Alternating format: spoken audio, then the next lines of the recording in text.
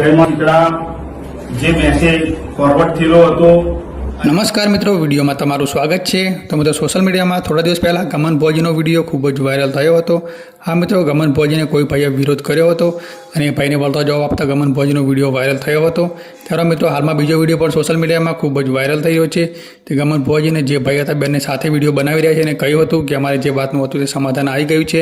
અને ગમન ભોજીએ પણ કહ્યું હતું કે જે પણ વિડીયો વાયરલ થઈ રહ્યો છે તેને વાયરલ કરતા નહીં। અને તો મિત્રો, આ વિડીયો હાલમાં સોશિયલ મીડિયામાં ખૂબ જ વાયરલ થઈ રહ્યો છે। તો હું પણ તમને સમગ્ર વિડીયો બતાવું। તો વિડીયોને પૂરો જોજો અને વિડીયો ગમે તો લાઇક કરી અને ચેનલ ઉપર નવા હોય તો ચેનલને સબસ્ક્રાઇબ કરી દેજો અને વિડીયોને શેર પણ કરજો તો બીજા લોકો પણ જોઈ શકે। અને એમાં મારા તરફથી મા શીતળાના મંદિરની જે કેમ લેટ થઈ રહ્યું છે એની માગણી હતી। તો ભુવાજી જોડે અમારા ટોટલી વાતચીત થઈ ગઈ।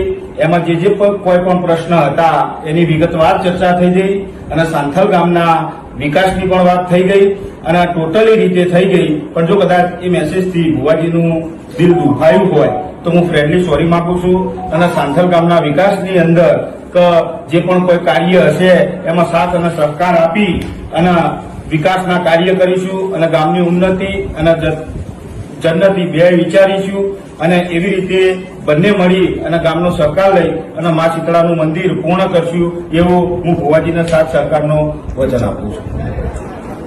જય દીપોમાં, જય માતાજી, મારા વાલા ચાહકો મિત્રો, જય શીતળામાં, હર મહાદેવ।